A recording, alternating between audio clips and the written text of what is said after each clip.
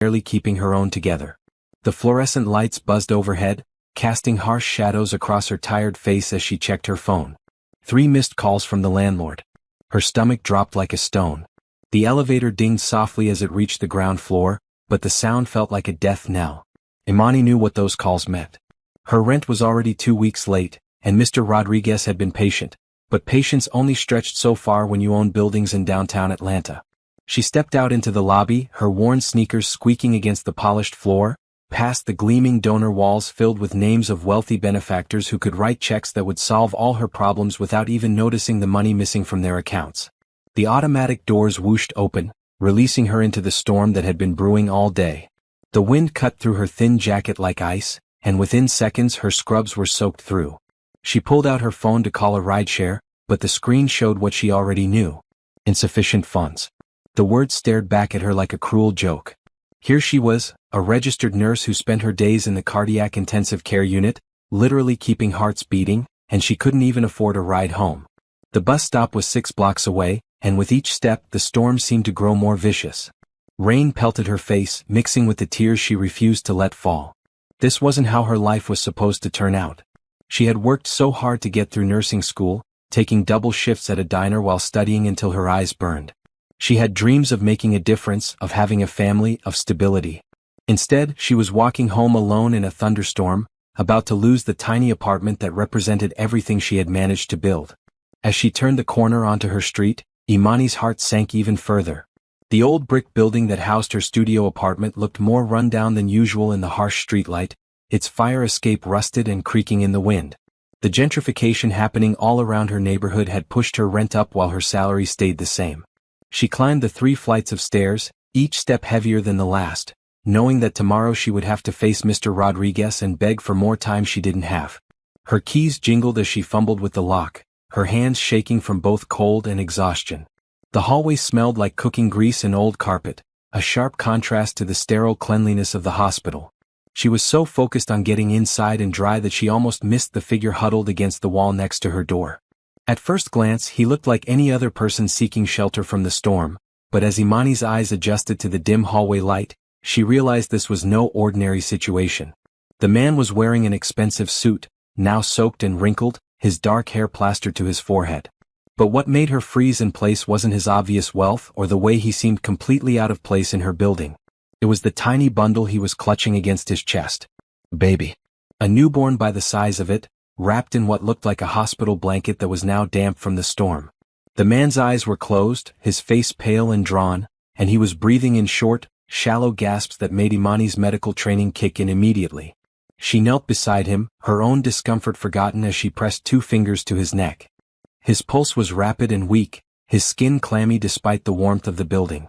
The baby stirred in his arms, letting out a soft whimper that cut through the sound of rain against the windows. Imani looked closer and saw that the infant was maybe a week old, with the delicate features and slightly wrinkled skin of someone who had just entered the world. The blanket was barely adequate for the weather, and the baby's lips had a slight blue tinge that sent alarm bells ringing in Imani's head. "Sir," she said softly, touching the man's shoulder. "Sir, can you hear me?" His eyes fluttered open, revealing the deepest green she had ever seen, but they were filled with a pain that went far beyond physical discomfort. When he tried to speak, his voice came out as barely a whisper, rough and broken. "Please," he managed, looking up at her with desperation that made her chest tight. "Help us."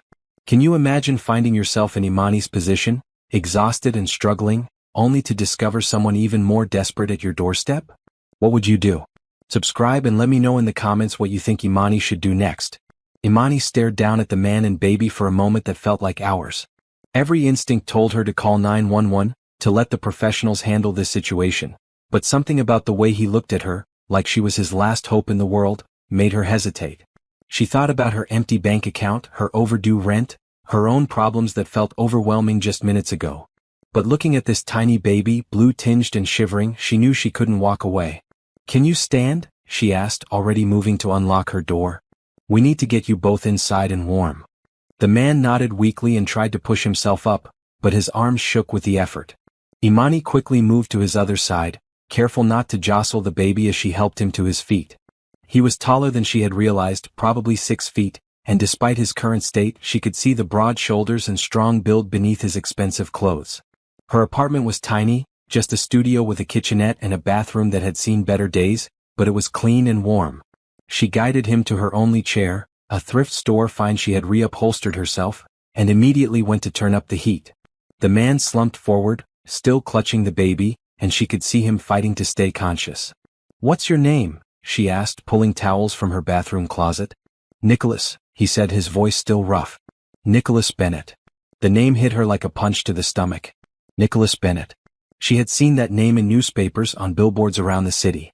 Bennett Industries was one of the largest construction companies in the Southeast, responsible for half the gleaming skyscrapers that were changing Atlanta's skyline. This was a man who could buy and sell her building without thinking twice about it. "Mr. Bennett," she said carefully, draping a towel around his shoulders. "What are you doing here? How did you find my apartment?" He looked up at her with those green eyes, and she saw something that didn't match his reputation as a ruthless businessman. Vulnerability. Complete, raw vulnerability. "I didn't," he said simply. "I was just walking. I've been walking for hours. When the storm started, I saw your building and just..." He trailed off, looking down at the baby in his arms. "I couldn't keep going." Imani knelt in front of him, her nurse training taking over as she checked the baby's breathing and color. The infant was warming up already, the blue tinge fading from her lips. It was definitely a girl, Imani realized, with the finest wisp of dark hair and long eyelashes that rested against plump cheeks. "She's beautiful," Imani said softly. "How old is she?" 5 days. Nicholas's voice cracked on the words. "Her name is Grace." "Where's her mother?" Imani asked gently, though something in Nicholas's expression already told her the answer. "Gone." The single word carried so much pain that Imani had to look away for a moment. "Complications during delivery. The doctors said, they said she might not make it, but I thought..." He stopped, unable to continue. Imani felt her heart break a little. She had seen this before in the hospital, families torn apart by unexpected tragedy, but experiencing it in her own living room felt different. More personal. She reached out and touched his arm gently. "I'm so sorry," she said, meaning every word. I can't imagine how difficult this must be." Nicholas nodded, tears finally spilling over.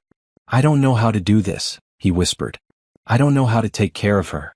I don't know how to do any of this without Rachel." The baby stirred again, making soft sounds that indicated she would be hungry soon. Imani looked around her tiny apartment, calculating what she had that might help. She had some emergency medical supplies from work, and there was a 24-hour pharmacy 2 blocks away, but this man looked like he was about to collapse completely. "When did you last eat?" she asked. Nicholas looked confused by the question, as if the concept of food hadn't occurred to him. I don't remember." "Okay." Imani stood up, her mind shifting into problem-solving mode. "Here's what we're going to do. You're going to sit right there and hold Grace while I make you something to eat. Then we're going to figure out what she needs. Do you have formula? Diapers?" There's a bag," Nicholas said vaguely, gesturing toward the hallway. "I think I dropped it somewhere." Imani went back into the hallway and found an expensive-looking diaper bag that had probably cost more than her monthly food budget. Inside was everything a newborn might need. Formula, bottles, diapers, clothes, all of it looking unused and overwhelming. She brought it back inside and set it on her kitchen counter. "Mr. Bennett," she started. "Nicholas," he corrected softly. "Please." "Nicholas." She sat on the edge of her bed, which was only a few feet away in the small space. "I need you to help me understand what's happening here. You're one of the wealthiest men in Atlanta. You could have any kind of help you want for Grace. Why are you here in my apartment building, in the middle of a storm?" He was quiet for so long that she thought he might not answer. Grace was making more sounds now, and Imani could see that she was working up to a proper cry. Finally, Nicholas looked up at her. "Because I can't face going home," he said simply. "Because everything there reminds me of Rachel. Because I looked at this beautiful baby that we made together, and all I could think was that I was going to fail her the same way I failed her mother." "You didn't fail anyone," Imani said firmly. "Sometimes terrible things happen that are beyond our control." "Are they?" Nicholas asked. "I worked 18-hour days while Rachel was pregnant. I missed appointments. I was in meetings when she went into labor. I was closing a deal when she..." He couldn't finish the sentence. Imani understood now. This wasn't just grief. This was guilt, deep and consuming, the kind that could destroy a person if left unchecked. She had seen it in families at the hospital, the way trauma could make people blame themselves for things that were never their fault. Grace's whimpering turned into a real cry, thin and urgent. Nicholas looked panicked, holding her awkwardly like he was afraid she might break. "She's hungry," Imani said, getting up to prepare a bottle. "It's okay. We can handle this." As she mixed the formula, following the instructions on the container, she found herself making a decision that would change everything. She could call social services. She could call the police. She could insist that Nicholas get professional help and leave her tiny apartment to go back to his mansion and his life of luxury. Instead, she heated the bottle and tested the temperature on her wrist, then sat back down next to Nicholas. "Here," she said, adjusting his arms to support Grace properly. "Hold her like this. Let her head rest in the crook of your elbow."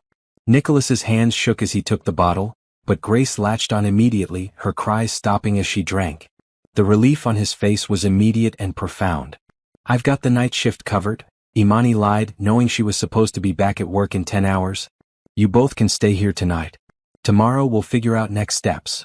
Nicholas looked up at her, and for the first time since she had found him in the hallway, something like hope flickered in his green eyes. "Why?" he asked. "Why are you helping us?" Imani thought about her overdue rent, her empty refrigerator, her own struggles that seemed so small now in comparison to his. She thought about all the times she had wished someone would show her the same kindness when her world was falling apart. "Because everyone deserves help when they need it most," she said simply. "And because that little girl needs both of us right now." Imani woke up to the sound of crying and for a moment forgot where she was. The early morning light filtering through her thin curtains illuminated an unfamiliar scene. Nicholas Bennett, still in his expensive but wrinkled suit, pacing her small living space with Grace against his shoulder, looking completely lost. She had given him her bed and taken the couch, though neither of them had slept much. Grace had woken up every 2 hours like clockwork, and each time, Nicholas had looked at Imani with the helpless expression of someone completely out of his depth. Now, at 6 in the morning, it was clear that the baby was not going back to sleep anytime soon. "She won't stop," Nicholas said, his voice rough with exhaustion. "I fed her, I changed her diaper, but she just keeps crying." Imani stretched, her back protesting from the uncomfortable couch, and went to him. Grace's face was red and scrunched up, her tiny fists waving in the air as she expressed her displeasure with the world. "May I?" Imani asked, holding out her arms. Nicholas transferred the baby carefully, and immediately, Grace's crying shifted to soft whimpering. Imani began swaying gently, humming a low tune she remembered her grandmother singing years ago. "Sometimes they just need movement," she explained softly. "And they can sense when we're tense. Babies pick up on everything." Nicholas sank into the chair, running his hands through his dark hair. In the morning light, Imani could see more clearly what grief had done to him. He was probably in his early 30s, with the kind of strong jawline and confident bearing that suggested someone used to being in control. But his eyes were hollow, ringed with dark circles that spoke of more than just one sleepless night. "I don't know how people do this," he said quietly. "How do people keep tiny humans alive when they barely know what they're doing?" "The same way everyone learns anything," Imani said, still swaying with Grace, who was finally starting to settle. "One day at a time. One feeding at a time. You don't have to be perfect. You just have to be present." She looked around her small apartment, taking stock of what they had and what they would need if Nicholas and Grace were going to stay longer than one night. Her refrigerator was nearly empty, she had called in sick to work using one of her precious few sick days, and she still had no idea how she was going to make rent. But looking at this man who had everything money could buy and none of what actually mattered, she couldn't bring herself to regret the decision. "Nicholas," she said carefully, "I need to ask you something practical. You have family? Friends? People who are probably worried about you right now." He was quiet for a moment, staring at his hands. "My assistant, Patricia, she's probably called the police by now. I was supposed to be in meetings yesterday. I just left." "And family?" "My parents died in a car accident when I was 22. Rachel's parents. They blame me for what happened. They're not wrong." Imani felt a pang of sympathy. She had lost her own parents young, her father to a heart attack when she was in high school and her mother to cancer 2 years later. She understood the particular loneliness of facing life's biggest challenges without the safety net of family. "They are wrong," she said firmly. "Grief makes people look for someone to blame, but that doesn't make it true." Grace had finally fallen asleep in her arms, her tiny face peaceful now. Imani looked down at her and felt something shift in her chest. She had always wanted children, but her marriage to her college boyfriend had ended when they realized they wanted different things from life. Since then, between work and her financial struggles, the idea of family had felt like a luxury she couldn't afford. "She's going to need more than what's in that diaper bag if you're planning to take care of her properly," Imani said. "And you're going to need clothes that aren't business suits." Nicholas looked down at himself as if just realizing he was still wearing the same clothes from yesterday. "I can buy whatever we need. Money isn't." "I know money isn't a problem for you," Imani interrupted gently. "But shopping for baby supplies isn't the same as closing business deals. And right now, you look like you can barely stand up straight." As if to prove her point, Nicholas swayed slightly in the chair. Imani made a decision. "Here's what we're going to do. I'm going to put Grace down for her nap, and you're going to shower and get some real sleep. I'll go to the store and get what we need for today. Then tonight we'll make a plan." "I can't ask you to do that," Nicholas protested. "You've already done so much." "You're not asking. I'm offering." Imani moved carefully to place Grace in the makeshift bed she had created using a drawer from her dresser and some soft blankets. "Besides, I know what babies need. You don't." "Not yet." Nicholas watched her tuck the blankets around Grace with practiced efficiency. "You're good at this. Do you have children?" The question hit harder than Imani expected. "No," she said simply. "But I work with families every day at the hospital. You pick things up." She didn't mention the years of trying with her ex-husband, the monthly disappointments, the fertility treatments they couldn't afford that had contributed to the end of their marriage. Some pain was too private to share with a stranger, even one who was trusting her with his most precious thing. "The shower is through there," she said, pointing to her tiny bathroom. "Towels are in the cabinet. I'll be back in an hour." Nicholas stood up slowly, and for a moment they were standing very close in the small space. Imani caught a hint of expensive cologne mixed with baby powder and something else, the distinct scent of grief that seemed to cling to people in crisis. "Imani," he said softly, and hearing her name in his voice made something flutter in her chest that she didn't want to examine too closely. "Why are you doing this? Really?" She thought about the question as she looked at him. Here was a man who probably had people lining up to help him, to get close to his wealth and influence. But those same people would have conditions, expectations, agendas. Maybe what he needed was someone who wanted nothing from him except the chance to do something good. "Because yesterday I was walking home in the rain thinking about how alone I was in the world," she said honestly. "And then I found you and Grace and I realized maybe none of us have to be alone." Nicholas's eyes widened slightly, and she saw something pass across his face: surprise, maybe, or recognition. Before either of them could say anything else, Grace made a soft sound in her sleep, and they both looked down at her. "Get some rest," Imani said softly. "She'll be hungry again in about 2 hours." As Nicholas headed toward the bathroom, Imani grabbed her purse and keys, mentally calculating how much she could afford to spend on baby supplies. It wasn't much, but it would have to be enough. She had made a commitment, and Imani Williams always kept her word. The morning air was clean after the storm, and as she walked toward the pharmacy, she found herself thinking about how much her life had changed in the space of 12 hours. Yesterday, she had been a single woman struggling to make ends meet, focused on her own survival. Today, she was responsible for helping a billionaire learn how to be a father. She thought about Nicholas's question about why she was helping them, and realized she hadn't told him the complete truth. Yes, she understood loneliness, and yes, she believed in helping people. But there was something else, something about the way he looked at Grace with such fierce love mixed with terror that reminded her of every patient's family member she had comforted over the years. Everyone deserved the chance to learn how to love the people who mattered most to them. Even billionaires who had lost their way. What would you do if you found yourself caring for people you barely knew? Would you open your heart and home like Imani?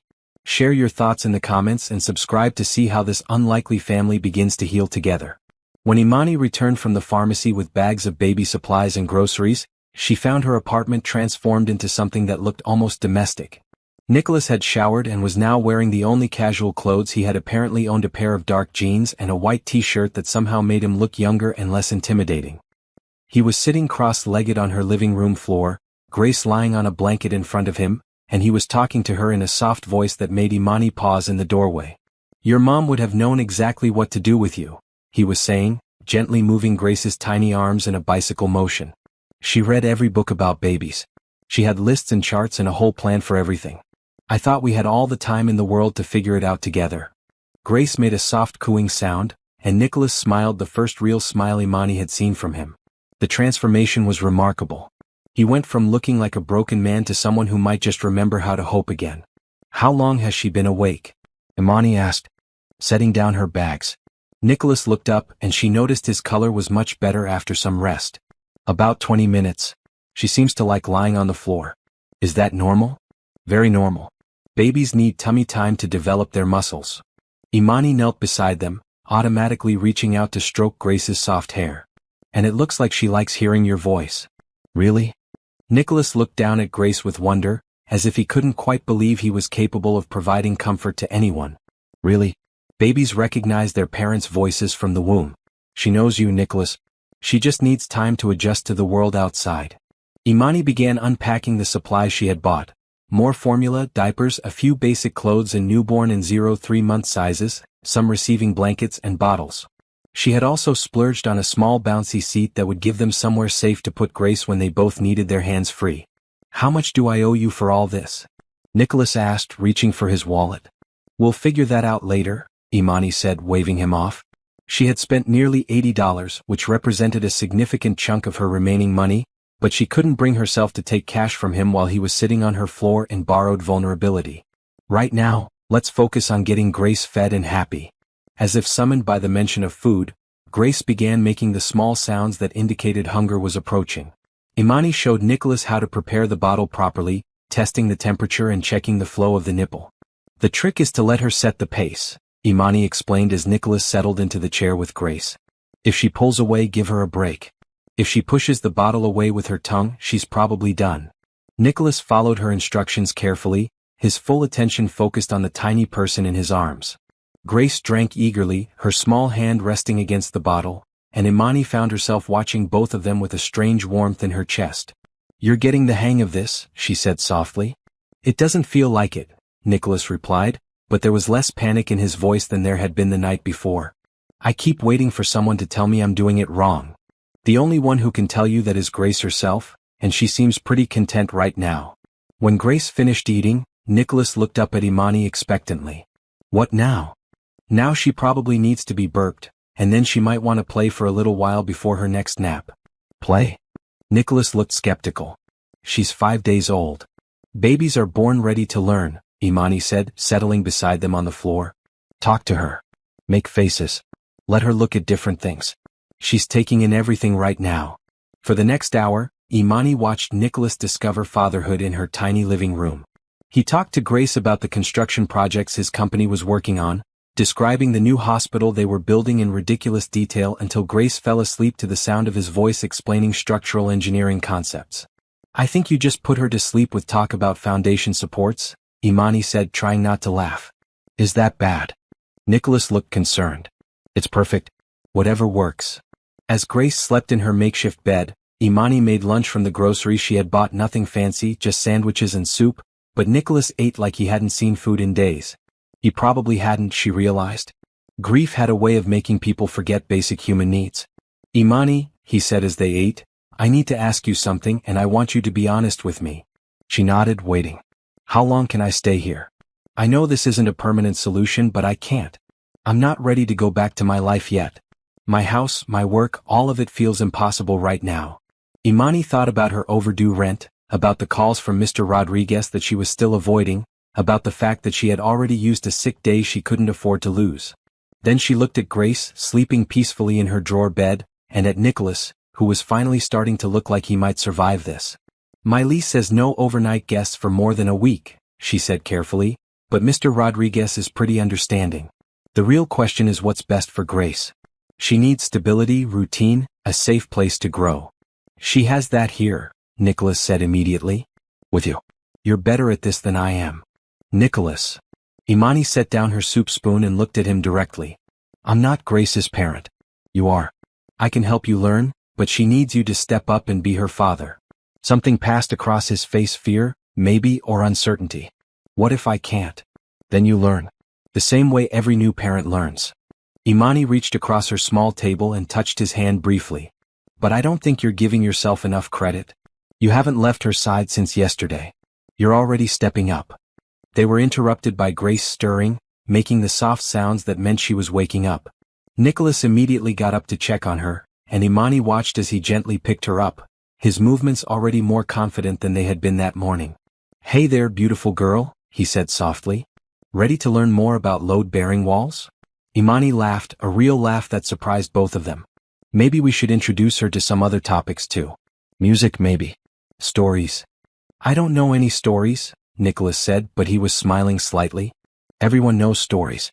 What did your parents read to you when you were little?" Nicholas's expression grew thoughtful.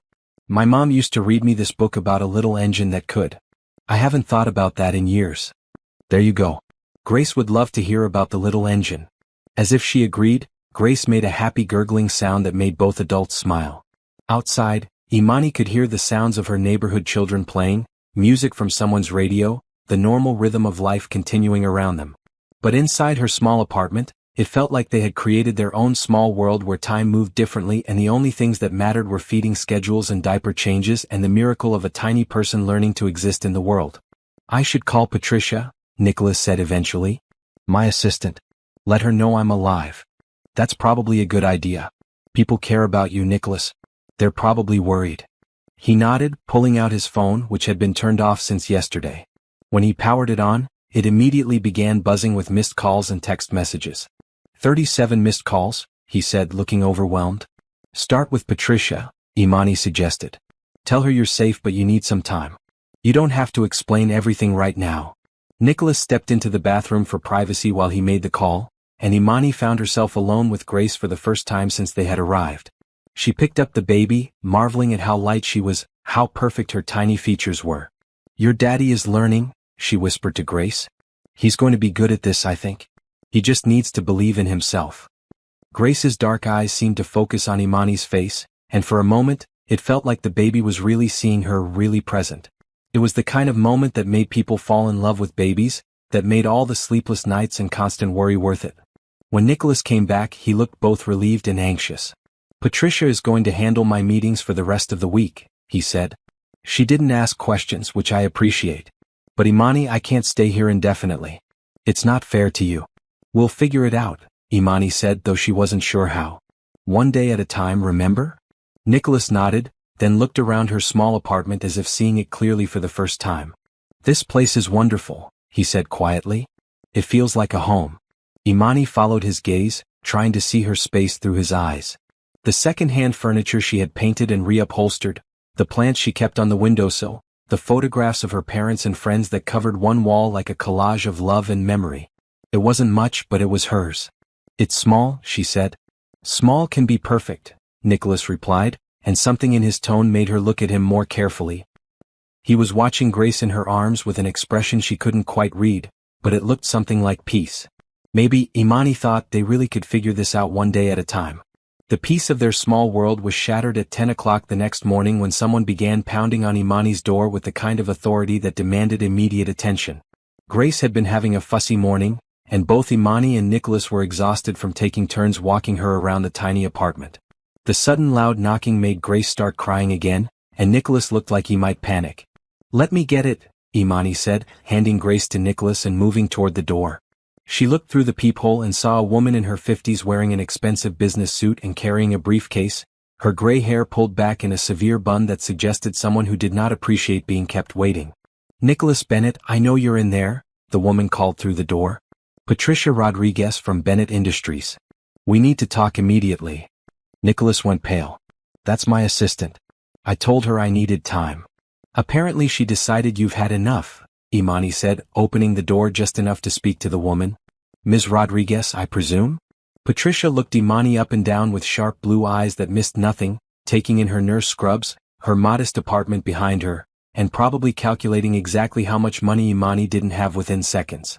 "And you are?" Patricia asked crisply. "Imani Williams. I'm helping Mr. Bennett with his daughter." "I see." Patricia's tone suggested she saw quite a lot and didn't approve of most of it. "I need to speak with Nicholas immediately. There's a corporate crisis that requires his attention." From behind Imani, Nicholas appeared with Grace still crying in his arms, looking like he hadn't slept in days, which wasn't far from the truth. "Patricia," he said wearily, "I told you I needed time." "Time you don't have," Patricia replied briskly, pushing past Imani into the small apartment. Her eyes swept the space, taking in the makeshift baby bed, the formula supplies on the counter, and the general chaos of new parenthood. The Henderson project is falling apart. They're threatening to pull out, which would cost us $12 million. The board is asking questions about your absence, and there are rumors circulating that you've had some kind of breakdown. Nicholas closed his eyes briefly, still bouncing Grace gently. Let them pull out. Let the board ask questions. Nicholas. Patricia's voice took on the tone of someone speaking to a particularly stubborn child. You have responsibilities. People are depending on you. This company doesn't run itself. Right now, my only responsibility is this baby, Nicholas said, his voice firmer than Imani had heard it since she found him in her hallway. Everything else can wait. Patricia looked like she wanted to argue, but then she really looked at Nicholas for the first time. Imani watched the older woman's expression change as she took in his appearance, the exhaustion in his eyes, the way he held Grace like she was the only thing keeping him anchored to the world. Nicholas, Patricia said more gently, what happened to you? You disappeared from the office 3 days ago without a word. When I finally tracked down where you might be, I never expected to find you, here. Imani felt the slight emphasis on the last word and bristled.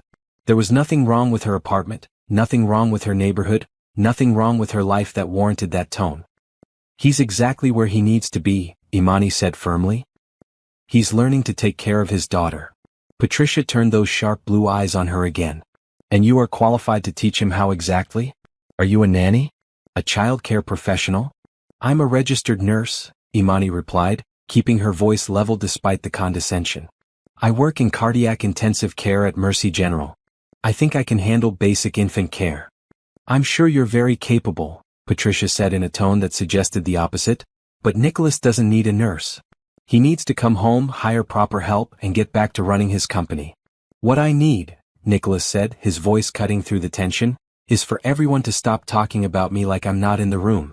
Patricia, I appreciate your concern, but I'm not coming back yet. The Henderson meeting is tomorrow morning, Patricia pressed. If you're not there, they walk.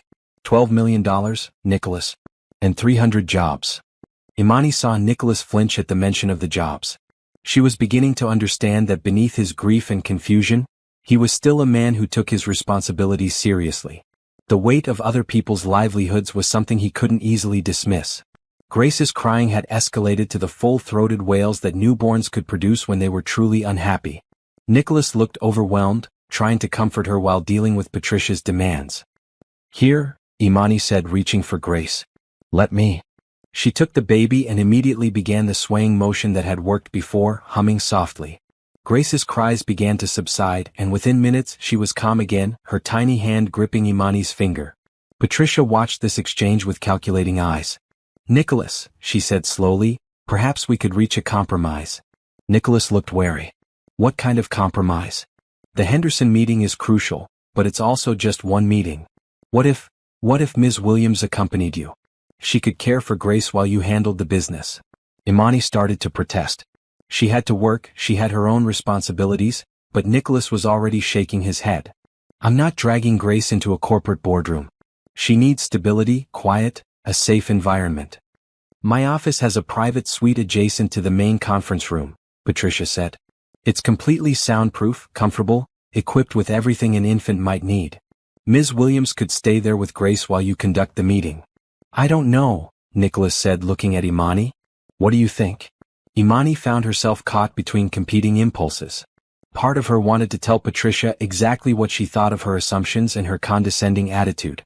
But another part of her recognized that Nicholas needed to start building a bridge back to his life, even if he wasn't ready to cross it completely. How long would this meeting last? She asked. 2 hours at most, Patricia said quickly, sensing an opportunity. And of course, we would compensate Ms. Williams appropriately for her time. This isn't about money, Imani said firmly, though the truth was she desperately needed money. This is about what's best for Grace and Nicholas. Nicholas looked down at his daughter, now peaceful in Imani's arms, then back at Patricia. If I do this, it's just one meeting. I'm not ready to come back full-time. One meeting, Patricia agreed. But Nicholas, you should know, there are other pressures building. The board is concerned.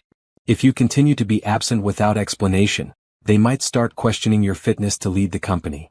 The threat was clear, and Imani saw Nicholas's jaw tighten. This was his life's work, the company he had built from the ground up after inheriting a small construction business from his parents. Losing it would be another devastating blow he wasn't prepared to handle. They wouldn't dare, he said quietly. They would if they thought it was in the best interests of the company and the shareholders, Patricia replied matter-of-factly. I'm not saying I agree with them, but I am saying you need to be strategic about how you handle this situation. Imani felt a surge of anger on Nicholas's behalf. Here was a man who had just lost his wife and was trying to learn how to be a father, and instead of support he was getting ultimatums and threats. Maybe, she said carefully, it would be good for you to show your face. Let people see that you're still capable, still in control. Nicholas looked at her with surprise. You think I should go? I think you should do whatever feels right for you and Grace. But I also think Patricia might be right about this one meeting. Sometimes you have to play the game to protect what matters most. They were all quiet for a moment, the only sound Grace's soft breathing. Finally Nicholas nodded. One meeting, he said to Patricia. But I want to see this private suite first. If it's not appropriate for Grace, the deal is off. Of course, Patricia said, looking relieved. We can go this afternoon so you can inspect the facilities. After Patricia left, promising to send a car for them later, Nicholas slumped into the chair and put his head in his hands. I don't know if I can do this, he said. I don't know if I can sit in a room and pretend to care about construction contracts when all I want to do is hold my daughter and make sure she's safe. You don't have to pretend anything, Imani said, settling beside him with Grace. You just have to show up and be yourself. The part of you that cares about those 300 jobs, that built this company, that takes responsibility seriously, that's still who you are. Is it? Nicholas looked up at her. Because right now I feel like I don't know who I am at all. That's normal, Imani said gently. Grief changes us. Becoming a parent changes us. You're not the same person you were a week ago, and that's okay. But the core of who you are, the things that make you fundamentally Nicholas, those haven't disappeared. Nicholas reached out and touched Grace's tiny hand where it rested against Imani's arm. What if I can't protect her from all of this? The corporate world, the pressure, the expectations. You don't have to protect her from everything, Imani said. You just have to love her and make sure she knows she's the most important thing in your world. Everything else is just details. Nicholas was quiet for a long moment, watching Grace sleep. Will you really come with me tomorrow? To the meeting? If you want me to, yes. I do. He looked up at her with those green eyes that seemed to see more than they should. I don't think I can do this without you, Imani. And that scares me. It scared her too, but for different reasons. She was getting attached to both of them, to the idea of being needed, of being part of something that felt like family. But she also knew that this situation was temporary, that eventually Nicholas would return to his world and she would go back to hers. One step at a time, she said, as much to herself as to him. Tomorrow we'll take care of one meeting. After that, we'll figure out what comes next. Nicholas nodded, then surprised her by reaching over and taking her free hand in his. Thank you, he said simply. For everything. Imani squeezed his hand briefly before pulling away, telling herself that the warmth she felt was just satisfaction at helping someone in need. But as she looked down at Grace and then back at Nicholas, she knew she was lying to herself. She was falling for both of them, and that was a complication none of them could afford. The Bennett Industries headquarters occupied 15 floors of a gleaming downtown Atlanta tower, all glass and steel that caught the late afternoon sun like a beacon of corporate success. As their car pulled up to the executive entrance, Imani felt decidedly out of place in her best dress, a simple navy blue number she usually saved for church while carrying Grace in the infant car seat they had borrowed from the hospital's family lounge. Nicholas, back in his element wearing an expensive charcoal suit, looked like a different person from the broken man she had found in her hallway. But Imani could see the tension in his shoulders, the way his hand kept moving to check on Grace even though she was right there beside him. You don't have to do this, she said quietly as they rode the elevator to the executive floor. Yes, I do, Nicholas replied, but his voice was steady. You were right yesterday. Sometimes you have to play the game to protect what matters most. The elevator opened into a reception area that screamed expensive taste: marble floors, original artwork on the walls, and furniture that probably cost more than Imani's annual salary. Patricia was waiting for them, looking perfectly composed in her business armor. Nicholas, good. The Henderson team arrived early. They're in conference room A. She glanced at Grace, who was sleeping peacefully in her carrier. The private suite is this way. Patricia led them down a hallway lined with floor-to-ceiling windows that offered a spectacular view of the Atlanta skyline. The private suite turned out to be larger than Imani's entire apartment, with a comfortable seating area, a small kitchenette, and even a separate room with a daybed. There's a baby monitor system that connects to the conference room, Patricia explained, showing them a small device on the coffee table. You'll be able to hear if Nicholas needs anything, and he'll know immediately if Grace requires his attention. Imani had to admit it was impressive. The room was quiet, comfortable, and well-equipped. Grace would be safe here, and Imani could care for her without worrying about disrupting the important business meeting. How do I look? Nicholas asked, adjusting his tie with hands that shook slightly. Like the CEO of a major corporation, Imani said honestly. Grace would be proud of her daddy. Something in his expression softened at her words. I'll try to make this quick. Take as long as you need. We'll be right here.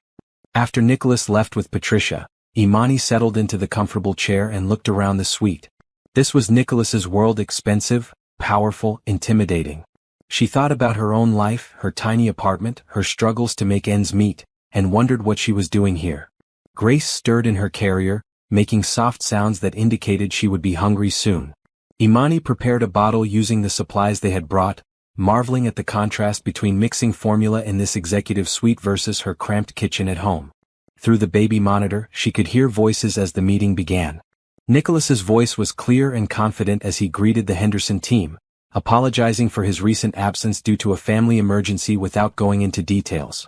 Imani found herself listening intently, curious about this side of him she hadn't seen. The Henderson project represents more than just another construction contract, Nicholas was saying. It's an opportunity to revitalize that entire neighborhood, to create jobs and housing that will serve the community for generations. There was passion in his voice when he talked about his work, the same kind of dedication Imani felt when she talked about nursing.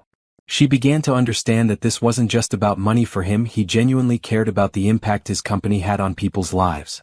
Grace finished her bottle and seemed content to lie in her carrier, looking around the unfamiliar space with the alert curiosity of a healthy newborn. Imani found herself talking to the baby, describing what they could see through the windows, making silly faces that earned her some adorable baby expressions in return. Your daddy is in there being very important, she told Grace softly. He's making sure people have jobs and homes. That's pretty special, isn't it? The meeting continued for over an hour, and Imani could hear the tension in the room as negotiations grew more complex. There were mentions of budget overruns, timeline concerns, and regulatory hurdles that made her grateful she worked in healthcare instead of business. Then something changed. Nicholas's voice became more personal, more vulnerable than she had heard it in a professional setting. I want to be honest with you, he was saying. The past week has been the most difficult of my life. I lost my wife recently, and I'm learning how to be a father to a newborn daughter. It's changed my perspective on a lot of things, including what this company means to me and what kind of legacy I want to build. There was silence on the monitor, and Imani held her breath, wondering if this personal revelation would help or hurt his position. The Henderson project isn't just about profit margins, Nicholas continued. It's about creating something that will still matter when my daughter is grown up, something she can be proud of. I want to build communities, not just buildings. And I believe that vision aligns with what Henderson Construction has always stood for. One of the Henderson representatives spoke up, his voice warmer than it had been earlier. Nicholas, we had no idea about your personal situation. Our condolences on your loss. Thank you. And I want you to know that my commitment to this project hasn't wavered. If anything, it's stronger now. I have someone I need to build a better world for. Grace made a soft cooing sound as if she approved of her father's words, and Imani felt her heart squeeze with an emotion she didn't want to name. The meeting continued for another 30 minutes, but the tone had shifted completely. By the time it ended, not only had the Henderson team agreed to continue with the project, they had also expressed interest in expanding their partnership with Bennett Industries. When Nicholas returned to the suite, his face was flushed with success and something that looked like relief. How did it go? Imani asked, though she had heard most of it through the monitor. Better than I hoped. They're staying with the project and... He paused, looking down at Grace with wonder. I think I remembered who I am in there. Not just as a businessman but as someone who wants to make a difference. You were amazing, Imani said, meaning every word. The way you talked about building communities, about doing this for Grace. That was real leadership. Nicholas sat down beside her, reaching out to stroke Grace's cheek gently. I couldn't have done it without knowing you were both here. Having you close by, knowing Grace was safe and happy, it made everything else possible. There was something in his tone that made Imani look at him more carefully. His eyes were softer than she had seen them, focused entirely on her face in a way that made her heart race. Nicholas, she started, but he interrupted her gently. I know this situation is complicated, he said quietly. I know you have your own life, your own responsibilities. But I need you to know that these past few days, they've meant everything to me. You've saved us both. Imani felt tears prick her eyes. You would have figured it out on your own. Maybe. But it would have taken much longer and it wouldn't have felt like this. He gestured around the suite, but somehow she knew he meant something bigger than just the room. It wouldn't have felt like hope. Before either of them could say anything else, Patricia appeared in the doorway looking pleased with herself. The Henderson meeting was a complete success, she announced. They're not only staying with the project, they want to discuss 3 additional contracts. Nicholas, the board will be thrilled. Good, Nicholas said, but his attention was still on Grace and Imani. Patricia, I need to ask you something. How flexible is the company about remote work arrangements? Patricia looked confused. For executives? We've never really. I'm not ready to come back full-time yet, Nicholas said firmly. I need more time with Grace, but I also can't completely abandon my responsibilities. Could we set up a system where I handle the most important meetings and decisions, but work from a more flexible location? Imani's heart jumped. Was he talking about staying at her apartment longer? I suppose we could arrange something temporary, Patricia said carefully. But Nicholas, long-term, you need to consider more permanent childcare arrangements. A nanny, perhaps, someone who could care for Grace while you work normal hours. We'll cross that bridge when we come to it, Nicholas said, standing up with Grace's carrier. Right now, I just want to go home. As they left the gleaming corporate tower, Imani realized that when Nicholas said home, he was talking about her small apartment.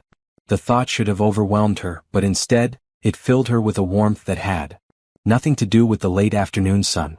They were becoming something she didn't have a name for yet, not quite a family, but more than just strangers helping each other through a crisis. And despite all the logical reasons why this couldn't last, Imani found herself hoping it wouldn't end anytime soon. In the car on the way back to her neighborhood, Grace fell asleep to the gentle motion, and Nicholas surprised Imani by taking her hand. Thank you, he said simply. For today, for everything. Imani squeezed his hand, allowing herself to enjoy the moment of connection. Tomorrow would bring new challenges, new decisions to make about how long this arrangement could continue. But tonight they were going home together and that was enough. 3 days later, Imani woke up on her couch to find Nicholas already awake, sitting in the chair with Grace against his shoulder, both of them silhouetted against the early morning light filtering through her thin curtains. He was humming something soft and low, and Grace was making the contented sounds that meant she had been fed and was now enjoying the simple pleasure of being close to someone who loved her. The sight made Imani's chest tight with an emotion she was still trying not to examine too closely. This was what mornings looked like now in her small apartment, not the solitary routine of coffee and rushing to get ready for work, but the gentle rhythm of shared responsibility and quiet moments that felt like family. Good morning, she said softly, not wanting to disturb the peaceful scene. Nicholas looked over at her with a smile that was becoming more natural each day. Good morning. She slept for almost 4 hours straight. I think she's finally getting the hang of this sleeping thing. That's wonderful. Pretty soon you'll both be getting full nights of sleep again. Imani stretched and stood up, automatically moving toward the kitchen to start coffee. It had become their routine. Nicholas handled early morning Grace duty while Imani prepared breakfast. Then they would switch off so she could get ready for work while he took care of the baby. Except today was Saturday, which meant Imani didn't have to rush off to the hospital. They had a whole day together, something that had become precious to all 3 of them. I've been thinking, Nicholas said as she measured coffee grounds, about what Patricia said the other day. About permanent arrangements. Imani's hand stilled on the coffee pot. They had been avoiding this conversation for days, but she knew it was inevitable. This arrangement, as wonderful as it had become, was temporary. Nicholas couldn't live in her studio apartment forever, and she couldn't continue putting her life on hold indefinitely. What kind of thinking? She asked carefully. I called a real estate agent yesterday while you were at work. Asked her to start looking for houses. Imani felt something drop in her stomach, though she couldn't say why. Of course Nicholas would want his own place again eventually. Of course he would want to give Grace a proper home, not a makeshift nursery in someone else's living room. That makes sense, she said, proud of how level her voice sounded. Grace needs more space as she grows. The thing is, Nicholas continued, adjusting Grace slightly as she dozed against his shoulder, I don't want just any house. I want something that feels like this. Like what? Like a home. Like family. Like the way mornings feel here with you. Imani's hand trembled as she poured water into the coffee maker. Nicholas. I know what you're going to say, he said quickly. That this is complicated, that we've only known each other a week, that I'm still grieving and not thinking clearly. And maybe you're right about some of that. But I also know that I've never felt as safe anywhere as I do in this apartment with you and Grace. The coffee maker began its familiar gurgling, filling the silence between them. Imani leaned against the counter, trying to sort through the tangle of her own feelings. It's not that simple, she said finally. Why not? Imani looked at him sitting there with his daughter, looking like he belonged in her life, and felt her heart break a little. Because she wanted it to be simple. She wanted to believe that love could bridge the gap between their different worlds, their different circumstances. But she had learned the hard way that wanting something wasn't enough. Because we're from completely different worlds, she said softly. Because you're worth millions of dollars and I can barely make rent. Because when you're feeling better, when the grief isn't so overwhelming, you're going to realize that you don't need me anymore. Nicholas was quiet for so long that Imani thought she might have hurt his feelings. When he finally spoke, his voice was very gentle. Is that what happened before? With your marriage? Imani's breath caught. They hadn't talked about her past, about why she was alone, about the dreams that had failed to materialize in her own life. How did you? You get this look sometimes when you're holding Grace, Nicholas said. Like you're remembering something that hurts. And yesterday when Patricia mentioned finding a nanny, you went very quiet. I've been wondering if there's something you're not telling me. Imani poured coffee for both of them, using the familiar ritual to buy herself time. She hadn't talked about her marriage to anyone in months, hadn't shared the full story of how her dreams of family had slowly crumbled under the weight of medical bills and failed treatments and two people who wanted different things from life. His name was Jerome, she said finally, settling into the chair across from Nicholas. We met in college, got married right after graduation. He was going to be a teacher, I was going to be a nurse, and we were going to have a house full of children and be happy. Grace stirred slightly in Nicholas's arms, and he began swaying gently, his attention focused on Imani's face. What happened? We tried for 3 years to have a baby. 3 years of tests and treatments and monthly disappointments.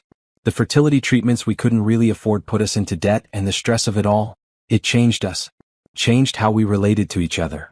Imani took a sip of coffee, remembering the gradual erosion of hope, the way conversations about the future became arguments about money and blame and whether to keep trying. Jerome wanted to stop the treatments, maybe consider adoption later when we were more financially stable. But I couldn't let go of the idea of having our own biological child.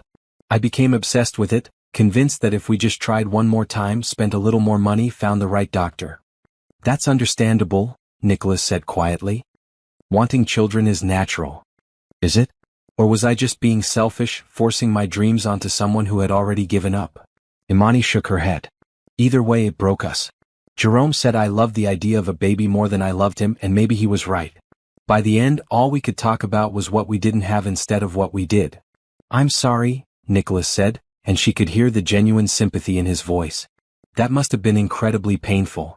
The divorce was finalized 2 years ago. Jerome remarried last year, and his new wife is pregnant with their first child. Imani laughed, but there was no humor in it. Turns out the problem wasn't him after all. Imani. Nicholas leaned forward, Grace still sleeping peacefully in his arms. You know that's not how fertility works, right? It's not about blame or fault. Sometimes these things just happen. Logically, yes. Emotionally, she shrugged. It's hard not to feel broken when your body won't do the one thing you want most in the world. They sat in silence for a moment, Grace's soft breathing the only sound in the small apartment. Finally, Nicholas spoke again. Is that why you've been so good with Grace? Because you've always wanted children? Maybe, Imani admitted. Or maybe it's because taking care of her feels like the closest I'm ever going to get to being a mother. What if it didn't have to be?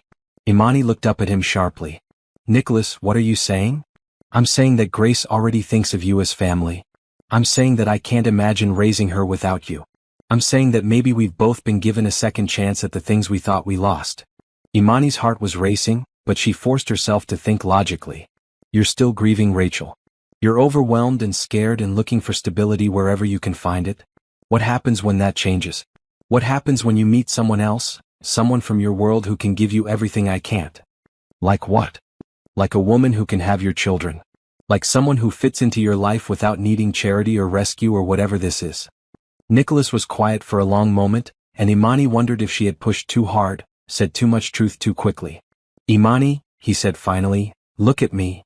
She met his eyes reluctantly. "I'm not trying to rescue you and I'm not offering you charity.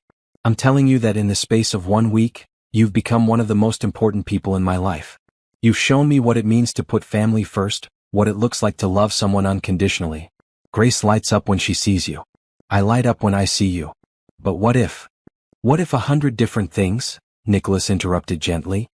"What if I get hit by a bus tomorrow? What if you decide you don't want this? What if Grace grows up and hates us both? We can't live our lives based on what might go wrong." Grace chose that moment to wake up, making soft sounds and opening her dark eyes to look around the apartment that had become her first home. When she saw Imani, she made a happy gurgling sound that went straight to Imani's heart. "See," Nicholas said softly. "She knows who her family is." Imani reached out to take Grace, and the baby settled against her immediately, comfortable and trusting. Looking down at this perfect little person, then up at Nicholas, Imani felt something shift inside her chest. Maybe he was right. Maybe they couldn't base their decisions on fear of what might happen. Maybe sometimes you had to take a leap of faith and trust that love would be enough to catch you. "So what are you proposing exactly?" she asked. Nicholas smiled, the first completely unguarded smile she had seen from him since the day she found him in her hallway. "I'm proposing that we stop thinking of this as temporary," he said. "I'm proposing that we find a house together, raise Grace together, build something real together. I'm proposing that we stop being afraid of what this could become and start being excited about it instead." Imani looked down at Grace, then around her small apartment that had somehow become home to all three of them, then back at Nicholas. He was offering her everything she had ever wanted: family, love, security, a future.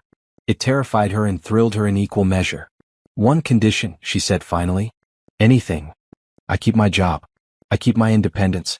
I don't want to be someone who exists only in relation to you and Grace. I need to be myself too." "Of course," Nicholas said immediately. "I wouldn't want you to be anyone else." Grace made another happy sound as if she approved of their negotiation, and despite all her fears and uncertainties, Imani found herself smiling. "Okay," she said softly. "Let's see what happens." Nicholas's smile could have powered the entire building. Yeah. Let's be a family." The house Nicholas's real estate agent showed them the following Tuesday was everything Imani had never dared to dream of. Set on 2 acres in an established neighborhood of Buckhead, it featured 5 bedrooms, 4 bathrooms, a gourmet kitchen that could have been featured in a magazine, and enough space for Grace to grow up surrounded by beauty and comfort. It also cost more than Imani would make in 10 years. The previous owners completely renovated in 2018, the agent, a perfectly polished woman named Rebecca, explained as they toured the spacious master suite. All new fixtures, hardwood floors throughout, and the nursery adjacent to the master bedroom was designed with families in mind. Nicholas was holding Grace, pointing out features to her as if a week-old baby could appreciate crown molding and walk-in closets. But Imani could see the excitement in his eyes as he envisioned their life here: Grace taking her first steps across these gleaming floors, family dinners in the formal dining room, quiet evenings in the library that had built-in bookshelves from floor to ceiling. "What do you think?" he asked Imani as they stood in the nursery, afternoon sunlight streaming through windows that overlooked a garden that looked like something from a fairy tale. "It's beautiful," Imani said honestly. And it was also completely overwhelming. "I can see Grace here," Nicholas said softly, walking to the windows with the baby. "I can see us here." Rebecca, sensing a potential sale, launched into details about the neighborhood schools, the proximity to parks and cultural attractions, the property values that had been steadily increasing for the past decade. With every word, Imani felt herself shrinking a little more. This wasn't just a house. This was a statement about the kind of life Nicholas wanted to build, the kind of family he envisioned. And while it included her in theory, she couldn't shake the feeling that she would always be a guest in a world that belonged to him and Grace. After Rebecca left them to discuss the property privately, Nicholas and Imani sat in the living room while Grace napped in her carrier. The silence felt heavier than usual. "You don't like it," Nicholas said finally. "I like it," Imani said carefully. "It's gorgeous. Grace would have everything she could ever need here.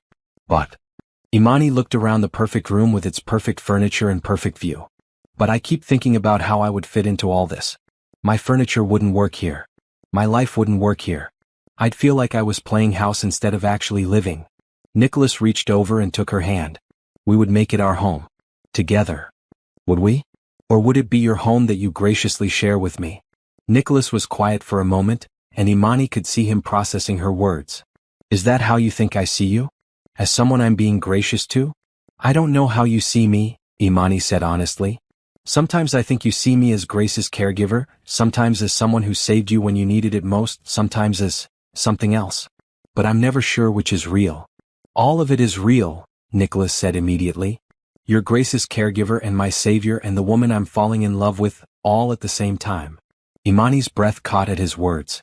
They had been dancing around their feelings for days, but hearing him say it out loud made everything more real and more complicated. Nicholas. I know it's fast, he continued. I know the circumstances are unusual. But I also know that I've never felt about anyone the way I feel about you. You make me want to be a better father, a better man. You make everything feel possible. Grace stirred in her carrier, making soft sounds that indicated she was waking up. Imani leaned forward to check on her, using the moment to compose herself. What if we approached this differently? Nicholas said suddenly. What do you mean? What if, instead of us moving into my house or your apartment, we created something new together? What if you let me make you an offer that takes care of both of our needs? Imani looked at him warily. What kind of offer? Nicholas took a deep breath, and when he spoke, his voice had the careful tone of someone making a business proposal. I want you to be Grace's nanny. Officially. I want to pay you a salary that would allow you to quit your job at the hospital if you wanted to, or reduce your hours significantly. I want to provide health insurance, housing, everything you need to focus on what matters most. Imani stared at him. You want to hire me? I want to take care of you the way you've taken care of us, Nicholas said earnestly. I want to make sure you never have to worry about rent or bills or any of the things that have been making your life difficult. I want to give you the security to make choices based on what you want, not what you can afford. And in exchange? In exchange, you help me raise Grace. You be the mother she needs, the partner I need. You let me love you both without worrying about whether you're going to disappear when things get difficult. Imani felt her heart racing. Part of her was tempted the security he was offering would solve every financial worry she had. But another part of her was insulted by the clinical way he was presenting it. So I would be your employee, she said slowly. No, Nicholas said quickly. You would be family. The salary would just be a way to make sure you're taken care of. Nicholas, do you understand how that sounds? You're basically offering to pay me to be your girlfriend. Nicholas looked stricken. That's not. I didn't mean it that way. Grace was fully awake now, looking around with the alert curiosity that meant she was happy and comfortable. Imani picked her up, needing something to do with her hands while she processed Nicholas's proposal. I think, she said carefully, that we need to separate two different conversations. There's the conversation about us about whether we have a future together as whatever we are. And there's the conversation about Grace and what's best for her. They're not separate, Nicholas protested. You're part of both conversations. Are they? Or are you trying to solve your childcare problem and your loneliness at the same time by paying me to stick around? The words came out harsher than Imani had intended, but she was feeling cornered by the weight of his offer and everything it implied. Nicholas looked like she had slapped him. Is that really what you think of me? He asked quietly. Imani looked down at Grace, who was watching her with those serious dark eyes that seemed to see everything. I think you're a good man who's been through something terrible and is trying to build a life for his daughter. I think you're grateful to me for helping when you needed it most. But I don't know if what you're feeling is love or just relief that someone stepped up when you couldn't. And what are you feeling? Nicholas asked. It was a fair question and one Imani had been avoiding answering even to herself. She looked at him sitting there in this perfect house, offering her a perfect life, and tried to sort through the tangle of emotions in her chest. I'm feeling scared, she said honestly. Scared that I'm falling in love with both of you. Scared that this is all going to disappear when you don't need rescuing anymore. Scared that I'm going to lose myself in trying to be what you need me to be. Nicholas stood up and moved closer to her, his voice gentle. What would it take for you to trust that this is real? That what I feel for you has nothing to do with gratitude or convenience. Imani thought about it, still holding Grace, who had grown quiet as if she was listening to every word. Time, she said finally. And space to figure out who we are when we're not in crisis mode. And the chance to build something together instead of you just providing everything for me. Okay, Nicholas said immediately. What would that look like? I don't know yet. But maybe we start smaller. Maybe we find a place that we can afford together with my salary and whatever arrangement we work out. Maybe I keep working part-time at the hospital because I love my job and I'm good at it. Maybe we figure out how to be partners instead of whatever this offer would make us. Nicholas was quiet for a long moment, and Imani could see him struggling with the idea of not being able to simply solve their problems with money. You're right, he said finally. I'm trying to control the situation by throwing money at it, aren't I? A little bit, yes. It's what I do, Nicholas admitted. When there's a problem, I figure out the most efficient solution and implement it. But relationships don't work that way. No, they don't. Grace made a soft sound and reached up toward Imani's face with her tiny hand. Imani caught the little fingers and kissed them gently. She's going to need both of us, Imani said softly. Not because you're paying me to be here, but because we both love her and want what's best for her. And what about us? Nicholas asked. What do we need? Imani looked up at him, this complicated man who had turned her life upside down in the space of a week, and felt her resolve waver. He was offering her security, love, family, everything she had ever wanted. Why was she making it so difficult? Because she had learned the hard way that relationships built on need rather than choice rarely lasted. Because she had to know that he wanted her for who she was, not just for what she could do for him and Grace. We need to take this slower, she said. We need to date each other properly, figure out if we actually like each other when we're not in survival mode. We need to make sure that what we're feeling is love and not just gratitude and proximity. Nicholas smiled slightly. So you're turning down my job offer? I'm turning down your job offer, Imani confirmed. But I'm not turning down this. Whatever this is. What are you proposing instead? Imani took a deep breath, feeling like she was stepping off a cliff. I'm proposing that we find a place together that we can both contribute to. I'm proposing that I take some vacation days and help you transition back to work gradually. I'm proposing that we give ourselves time to fall in love properly instead of just falling into each other because we don't have any other choice. Nicholas looked around the perfect house one more time, then back at Imani and Grace. You know what? You're absolutely right. This place is beautiful, but it's not us. It's not who we are right now. No. Right now, we're the people who made a family work in your tiny apartment with a drawer for a crib and takeout containers for dinner. We're the people who figured out how to be happy with almost nothing except each other. Maybe we shouldn't be so quick to change that. Imani felt something warm unfurl in her chest. So what do? We go home, Nicholas said simply. To your apartment. And we figure out the rest as we go. As they gathered Grace's things and prepared to leave the perfect house behind, Imani felt lighter than she had in days. Nicholas wasn't trying to buy her anymore, wasn't trying to control the situation with grand gestures and overwhelming offers. He was just a man who wanted to build a life with her, one day at a time. In the car on the way back to her neighborhood, Grace fell asleep to the familiar motion, and Nicholas reached over to take Imani's hand. Thank you, he said quietly. For what? For not letting me ruin this by making it about money. For knowing what we really need better than I do. Imani squeezed his hand. We'll figure it out together. Yeah, Nicholas said, and his smile was soft and real and completely without the desperation that had marked their first week together. We will. What do you think about Imani's decision to turn down Nicholas's offer? Was she right to insist on building something together instead of accepting his financial support? Comment below and subscribe to see how they create their new life as a family. 2 weeks later, Imani found herself standing in the living room of a modest 3-bedroom house in Virginia Highland, watching Nicholas attempt to assemble a crib while Grace supervised from her bouncy seat. The house was a compromise in every sense, not as small as Imani's apartment, not as grand as the Buckhead mansion, but something that felt like it could belong to both of them.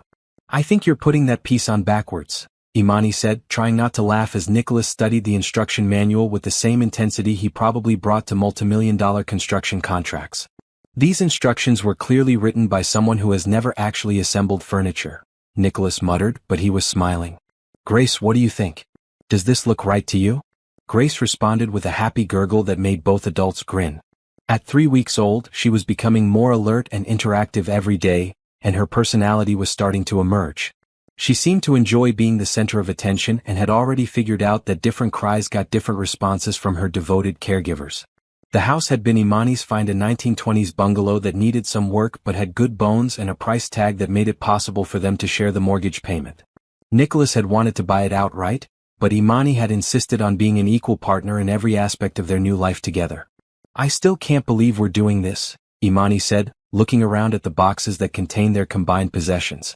Her modest furniture mixed with a few select pieces Nicholas had chosen from his penthouse created an eclectic but somehow cohesive whole. Having second thoughts? Nicholas asked, looking up from the crib assembly with concern. No, Imani said immediately and realized she meant it completely. I'm having first thoughts. Real thoughts about the future instead of just trying to get through each day. Nicholas abandoned the crib and came to stand beside her, Grace still in her bouncy seat between them. It feels different, doesn't it? Planning something instead of just surviving it? Very different. Imani leaned against his shoulder, enjoying the simple comfort of his presence. Better. They had spent the past 2 weeks taking things slowly, dating in the most unconventional way possible. Nicholas had returned to work 3 days a week, handling only the most essential meetings while Imani cared for Grace. On the days he worked, Imani would bring Grace to his office for lunch, giving him a break in the middle of his day and ensuring he didn't lose touch with his daughter's daily rhythms. In the evenings, they cooked dinner together in Imani's tiny kitchen, took turns walking Grace around the neighborhood, and talked about everything from their childhoods to their dreams for the future. They were learning each other outside of crisis mode, discovering that they actually enjoyed each other's company when they weren't just trying to survive. The physical attraction that had been simmering beneath the surface since that first night was still there, but they had agreed to take that aspect slowly too. They were sharing a bed now. Imani's apartment was too small for any other arrangement, but by mutual agreement, they were focusing on building emotional intimacy before adding physical complexity to their relationship. Patricia called this morning, Nicholas said, settling into the rocking chair they had bought for Grace's new nursery. The board meeting is next week, and they're expecting a full report on my situation. How do you feel about that? Nicholas considered the question seriously. Nervous, but not panicked the way I would have been a month ago. I think I'm ready to have that conversation with them. What will you tell them? The truth. That I've had a personal crisis that required me to step back and reassess my priorities. That I'm ready to return to full-time work, but with some new boundaries about what that looks like. Imani nodded. They had talked about this extensively. Nicholas's need to remain committed to his company while also being present for Grace. It would require some creative solutions, but both of them were committed to making it work. And you? Nicholas asked. How do you feel about going back to the hospital part-time? Imani had negotiated a reduction to 3 12-hour shifts per week, which would give her more time with Grace while keeping her connected to the work she loved. The hospital had been surprisingly accommodating, especially when she explained that she was now caring for an infant. Excited, she said honestly. I love being with Grace, but I need the intellectual challenge of my work too. I think this balance will be good for all of us. Grace chose that moment to start fussing, the particular cry that meant she was hungry and not interested in waiting. Nicholas immediately got up to prepare a bottle while Imani lifted Grace from her seat. There's my beautiful girl, Imani murmured, settling into the rocking chair with the baby. Are you ready for dinner? Watching Nicholas in their new kitchen, efficiently preparing Grace's bottle with the competence he had developed over the past weeks, Imani felt a deep sense of rightness about their choices. This wasn't the fairy tale she had imagined as a young woman. No dramatic proposal, no wedding dress, no traditional path to family. But it was real and solid and built on something stronger than romantic fantasy. Here we go, Nicholas said, testing the bottle temperature before handing it to Imani. Grace latched on immediately, her tiny hand coming up to rest against Imani's finger as she drank. I've been thinking about something, Nicholas said, settling on the floor beside the rocking chair. What's that? About legal things.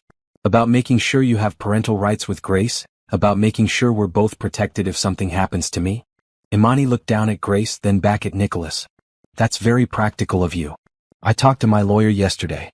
There are several options, but the simplest would be for me to petition the court to grant you legal guardianship. It would give you the right to make medical and educational decisions for Grace, and it would ensure that if something happened to me, you wouldn't lose her. Imani's throat tightened. The idea of losing Grace was something she tried not to think about, but she knew Nicholas was right to address it legally. What would that involve? Some paperwork, a background check, probably a home visit from a social worker. My lawyer says it should be straightforward given our living situation and Grace's obvious attachment to you. And you're sure about this? Nicholas reached up to touch Grace's tiny hand where it rested against Imani's finger. I've never been more sure of anything. You're her mother in every way that matters. The legal system should recognize that. Tears pricked Imani's eyes. Nicholas. I know we haven't talked about marriage, he continued softly. I know we're taking things slow and figuring out what we want our relationship to look like. But regardless of what happens between us romantically, I want you to know that Grace will always be your daughter too. Imani had to blink back tears. What if we don't work out? What if we're better as co-parents than as a couple? Then we figure out how to be the best co-parents we can be. But Grace doesn't lose another mother, and you don't lose the child you've been raising since she was 5 days old. Grace finished her bottle and looked up at Imani with those serious dark eyes that seemed to take in everything. Imani lifted her to her shoulder for burping, inhaling that sweet baby scent that had become as familiar as breathing. Okay, she said softly. Let's do it. Let's make it official. Nicholas's smile was radiant. Really? Really? Grace deserves to have her family legally recognized, whatever that family looks like. They sat in comfortable silence for a while, Grace content against Imani's shoulder, Nicholas occasionally reaching up to stroke the baby's soft hair.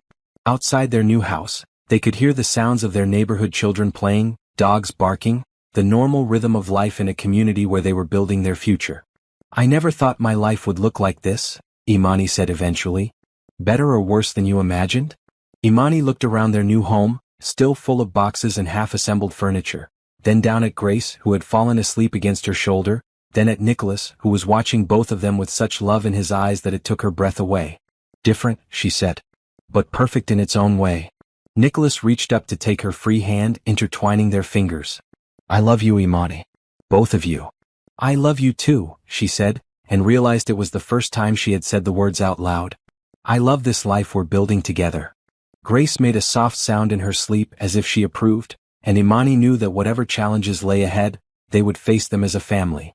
Not because circumstances had forced them together, but because they had chosen each other, day by day, decision by decision, until choosing each other had become as natural as breathing. As the sun set over their new neighborhood, casting golden light through the windows of their new home, Imani felt something she hadn't experienced in years. Complete contentment with exactly where she was and who she was with. They were home. 6 months later, Imani woke up to the sound of Grace babbling happily in her crib, the kind of morning chatter that meant she had slept well and was ready to start the day. The nursery they had finally finished assembling was across the hall from their bedroom, close enough to hear every sound but far enough to give everyone space to sleep. Your turn, Nicholas mumbled into his pillow, but he was already sitting up, running his hands through his dark hair that was now thoroughly mussed from sleep. I've got her, Imani said, stretching as she got out of bed. You have that early meeting with the Henderson team. The past 6 months had settled into a rhythm that worked for all three of them. Nicholas had returned to full-time work but with new boundaries that kept evenings and weekends sacred for family time.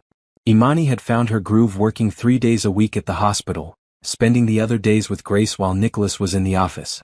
The legal guardianship had gone through without complications, and Imani's name was now officially on all of Grace's documents as her legal parent.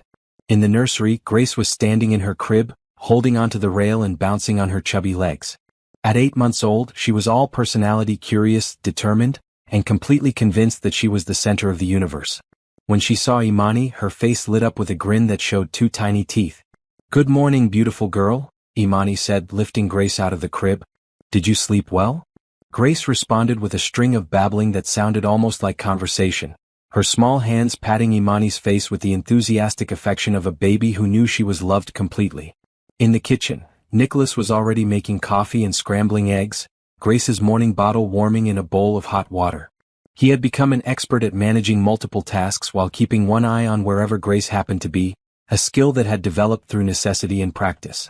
Patricia called yesterday while you were at work, he said, settling Grace in her high chair and handing her some small pieces of banana to keep her busy. The Atlanta Children's Hospital project got final approval. They want to start construction next month. That's wonderful, Imani said and meant it. The Children's Hospital had been Nicholas's passion project for the past several months, a way to channel his company's success into something that would benefit families like theirs. You must be proud.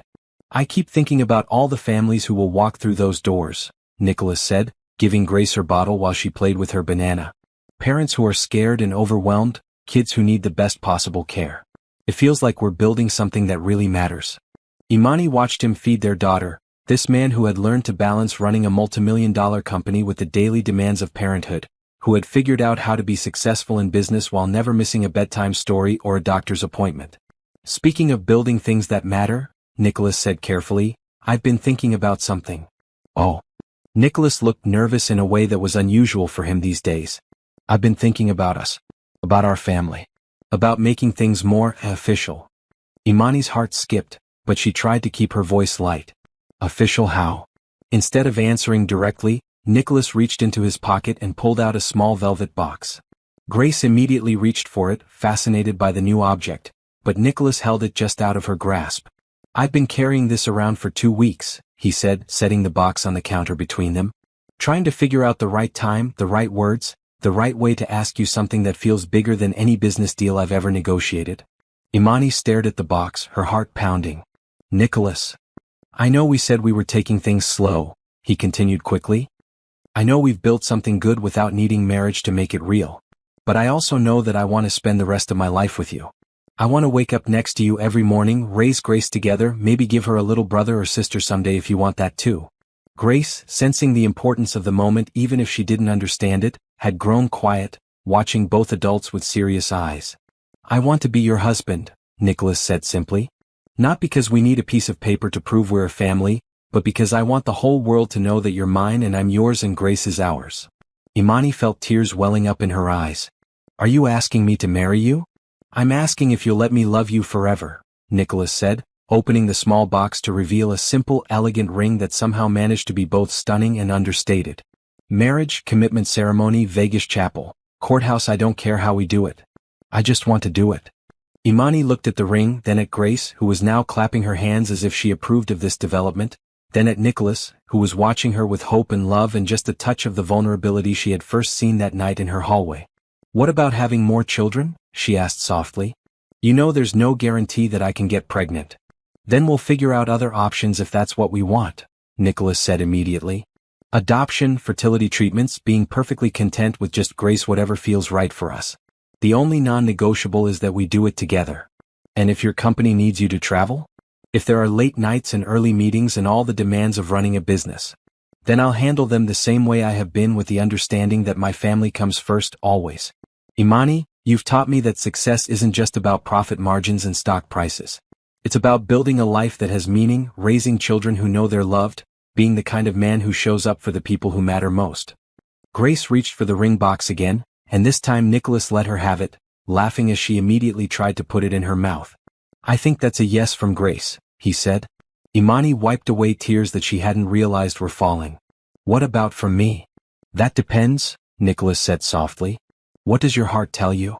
Imani looked around their kitchen, where Grace's artwork was stuck to the refrigerator with alphabet magnets, where Nicholas's business papers shared counter space with baby food jars and toy blocks. This wasn't the life she had planned when she was young and thought she knew what happiness looked like. It was better. My heart tells me that I've been married to you in every way that matters for months now, she said. My heart tells me that Grace is the luckiest little girl in the world to have a daddy who loves her enough to build a children's hospital. My heart tells me that what we have is real and strong and worth celebrating. Nicholas's smile was radiant. Is that a yes? That's a yes, Imani said, laughing as she reached for the ring box, which Grace reluctantly surrendered. That's a yes to all of it. Nicholas slipped the ring onto her finger, and it fit perfectly, like everything else about their unconventional love story. Grace clapped her hands and made happy sounds, as if she understood that something wonderful had just happened. When? Nicholas asked, kissing Imani softly. Soon, Imani said. But small. Just us and Grace and maybe a few friends. I don't need a big wedding. I just need you. You have me, Nicholas said. Both of you have me forever. As they stood in their kitchen, Grace babbling happily between them, Imani thought about the night 6 months ago when she had found a broken man and his newborn daughter on her doorstep. She had no way of knowing then that helping them would lead to this, a family built on love and trust and the daily choice to show up for each other. Grace threw a piece of banana, which landed in Nicholas's hair, and all three of them dissolved into laughter.